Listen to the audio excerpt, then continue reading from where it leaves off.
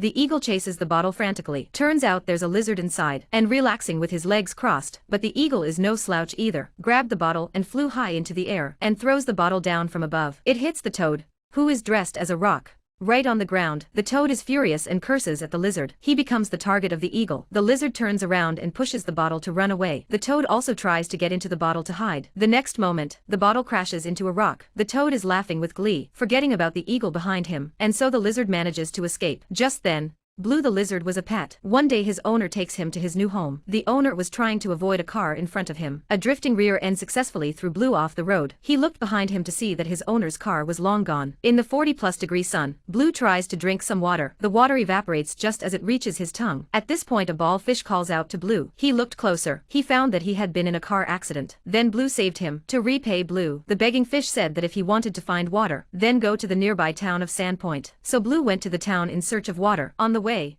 he managed to find a little water, but it evaporated before it reached his mouth. He happened to bump into a female lizard, Dowdu. He took one look at Blue in his flowery shirt. He was not a good lizard. He took his gun and pointed it at him. Blue explained what happened to him. Then Dowdu believed him, so they brought him to Sandpoint. When he first arrived, Blue went into the tavern and ordered a glass of water from the bar, but the villagers around him laughed at him. It turned out that the water supply in the town was very tight. There was no water left to sell. The owner brought out a bottle of brandy. He pushed the bottle to Brother Lon, but the bottle was a bit tingly. Then he took the bottle and blew it down. With the alcohol, he started to brag. He said he had killed an eagle with one hand. He kicked a rattlesnake. He had even beaten an ostrich. As a result, everyone around him believed it. He was described as a great hero. Soon after Blue's story, the village bully heard about him. He approached Blue and wanted to fight him. He had no choice but to fight. But as soon as the fight started, all the villagers went into hiding. Even the village bully turned and ran away. Blue thought they were scared by themselves, but didn't notice the eagle behind him. When he spotted the eagle behind him, he was frozen in fear, so Blue fled frantically, and the eagle chased after his prey. The eagle bites into the rope on Blue's body. Blue pulled out his pistol and tried to break the rope, but accidentally hit a shelf on the side. The tin can on top of it fell over. The eagle was killed. Blue became a great hero in the eyes of the villagers. The mayor even made him the town's sheriff, and so Blue made a name for himself in the town of Sandy Point. Whenever it was time to collect water, Blue was always the first to fetch water. This time it came out as a pile of mud. The animals were dumbfounded. Water was already scarce. Now it's gone. The water in the bank here has been stolen again. It turns out that the villagers store water in the bank just like we do. The water is kept in the bank. In order to find the person who dumped the water, Blue has come forward. He recruited a large group of police officers, and so the men rode out on camels to catch the water thieves. It didn't take long for them to find the water pumpers' trail. They disguised themselves as a circus. They got close to each other through a superb performance, so they pulled out their weapons and aimed at them. Suddenly all the animals on the ground rose up and surrounded Blue's group. At that moment Dowda fired a shot into the sky. The wild boar that was pulling water was frightened and fled frantically. Dowda shouted to the group to chase the water tank. Behind them,